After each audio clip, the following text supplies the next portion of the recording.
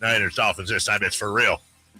The one, the only Greg Papa. Mr. Papa, the student returns to the teacher this weekend. Raheem Mostert, Jeff Wilson Jr., so many storylines. How are you doing?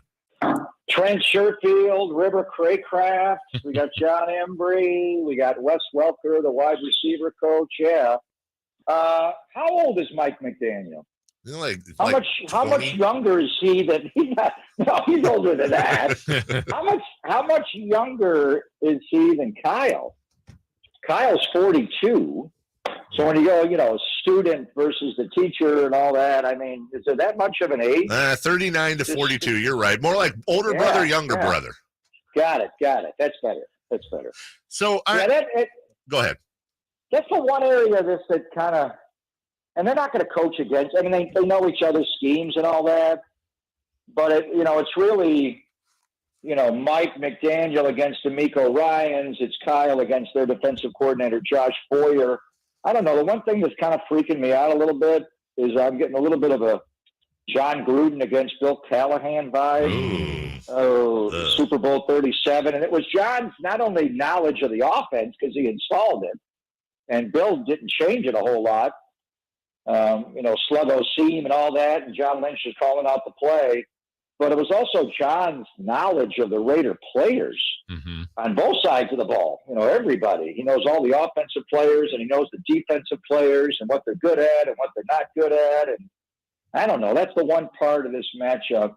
In addition to, Tyreek Hill and Jalen Waddle and their incredibly fast wide receivers. I mean, how much is Mike McDaniel's intel on not just scheme and coaching, but specific details about what the 49er players on both sides of the ball are good at it, and mainly, more importantly, Dave, what they're not good at. Mm-hmm. As we're talking with Greg Pop again, all guests come to you via the Folsom Lake Honda hotline. Folsom Lake Honda, your one-stop Honda shop. Now, on that being said, he could have all the intel he can on that 49ers defensive personnel, but Greg, they couldn't be more confident. They are playing so well right now. Armstead coming back. You've said it from the beginning. You said this defense is special. They're in a groove right now. How good are they on a week-to-week basis, just destroying opposing offenses? First 5 weeks, Jason, they were historically good. They allowed 61 points, 19, 7, 11, 9, 15. Problem is you lost 2 of those in Chicago and Denver. And then they fell apart. In Atlanta, they got trucked. Nick Bosa did not play in that game. Charvarius Ward left that game before halftime, and that's where it flipped. But they both came back the next game, and they weren't themselves. In Kansas City, once they detonated the first time, it was one explosive after the other. They scored 7 touchdowns in that game and got to 44. Now the 49er defense is showing what they're capable of. Obviously, during this 4-game winning streak and the 4 consecutive shutouts in the second half, and the New Orleans game, they bent, but they never broke, and they were great. But New Orleans offense is not Drew Brees and Sean Payton anymore. So this matchup, and the 49ers have proven they're an elite defense. There's not many offenses that can challenge them. Kansas City is one, and this Miami offense is another. So I think we're going to find out, just how good this defense is. They feel like we don't have to prove nothing. We're great. Well, but every week in the NFL, it's a midterm, and it's pass-fail. And this is a different challenge with this offense, the RPO game, too, getting the ball out so fast. And mainly it's those wide receivers. They are special.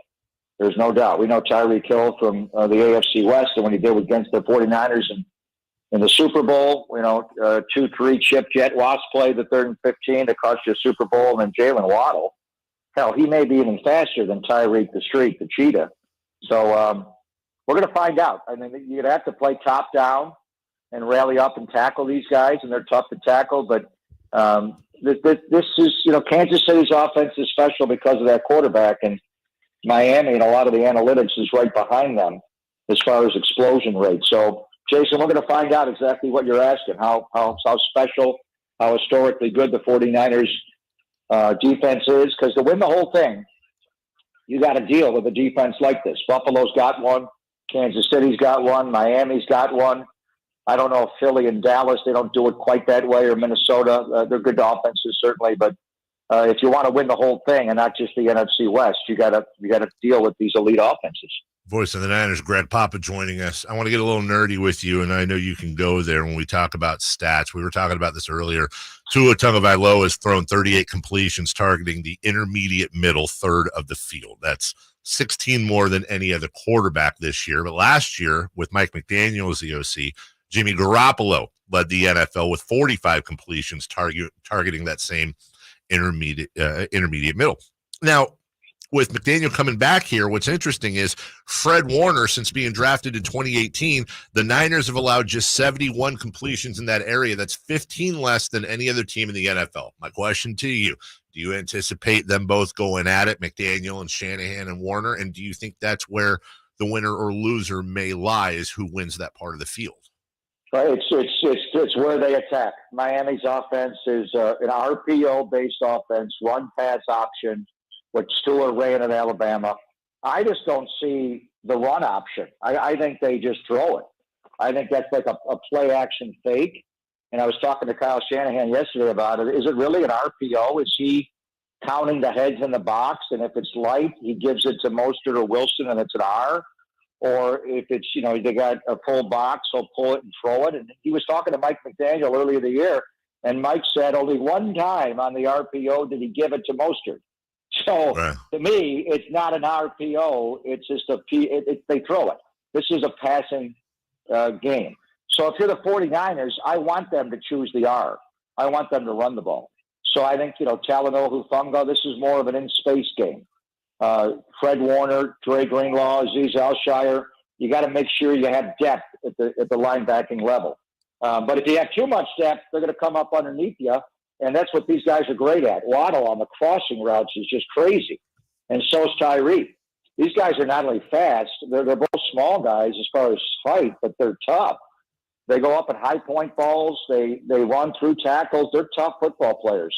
So I hear you. So if you're the 49ers, you play two safeties high more, try to play, what's called outside leverage or inside leverage, pardon me, and try to force their routes to the outside. Don't let them have the in-breaking routes. Play inside all the receivers and make them go out. Well, be careful because they can turn, all those in-cuts, those digs. And with the 49er offense, I call them all the time the Debo dig. They're not really all dig routes, but they're just, comes off the tongue nice, so I say it a lot.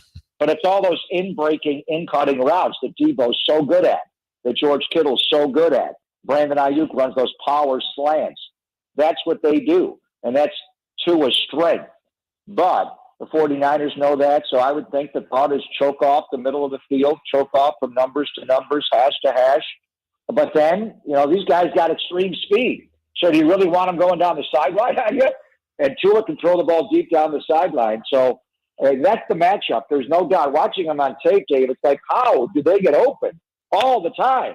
All these in-breaking routes. It's like boom, boom, boom. He just, RPO pulls it out and throws a little shallow cross to Jalen Waddle, and he takes it at the second level, which is like 9 to 15 yards, and he runs right through all that. It's a big play. How do you stop all that? It looks so easy for them. They've not faced a defense like the 49ers, though, in a long time. Buffalo, they beat Buffalo early in the year. They had 3 quality wins right away, and then Tua got concussed, and since he's come back, they haven't lost. So I hear you. I think that's going to be going into it, the original chess piece move when you bring the pawns out and you kind of size it up is how do you choke off the middle of the field on them in their RPO game. But you're right. The 49ers will do something to try to take that away. And then how does Mike McDaniel and Tua adjust?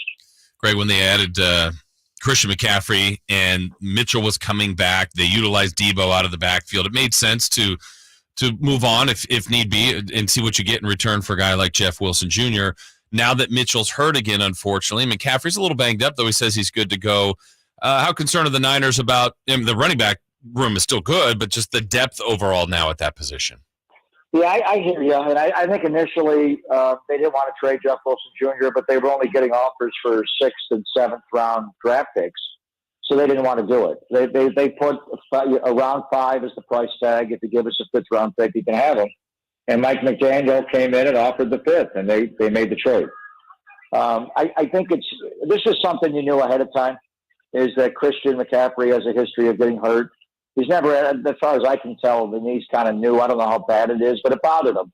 There's no doubt, late in the first half Sunday against New Orleans, that knee was bothering him. He was not playing. And he was forced to come back into the game because Elijah Mitchell had another left knee injury and an MCL sprain, and now he's going to go on IR. He's going to miss the rest of the regular season, and hopefully we'll see him for the playoffs.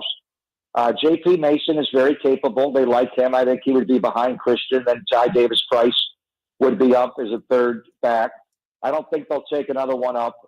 Tevin Coleman's on the practice squad, so if something ever happened to one of those three for future games, you could go that way, and they like Tevin. I understand what you're saying, but let's go back. And when Elijah came back and he played, 2.5 games before he got hurt, would Jeff Wilson Jr. have even been active for those games? Probably not. He may have been, probably not. And this is a guy in a contract year that he's got a family and he thinks he's a lead back in the NFL. And hell, he's playing every game he's played with Miami, Jason, he scored a touchdown. Yeah. And, the 2020 year before he got hurt, he scored 10 touchdowns that year and ran for 600 yards. So you could easily make him a lead back, not just a short yardage goal line guy. So, I think they wanted to accommodate him. The 49ers may re-sign Jeff Wilson Jr. in the offseason. Hell, you don't know. They could bring Mostert back. So you want to keep good relationships with these guys. So I think that was something you knew was a possibility. It's just that it happened.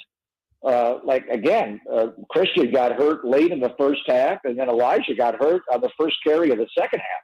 So in a span of about 5 minutes of football or less, probably 2 minutes of football, you lost them both. You lost Elijah, then, Christian's compromised. So you could always go back and regret a trade, but I think that's the price they put on it. And they feel good with J.P. Mason and Ty Davis-Price, and if they have to, Tevin, let's just hope Christian is able to give him a full day's work on Sunday. It's a 105 start, Levi Stadium. Could be a little bit of rain there. Niners, Dolphins on a 5-game win streak. The first place 49ers hoping to match that with a 5-game win streak of their own should they come out victorious and the best in the business. The voice of the Niners, Greg Papa. We'll talk to you in a week. Good luck. Have a wonderful call this weekend. Thank you both. Thank you, David and Jason. Have a great week. All right, Thank you you too.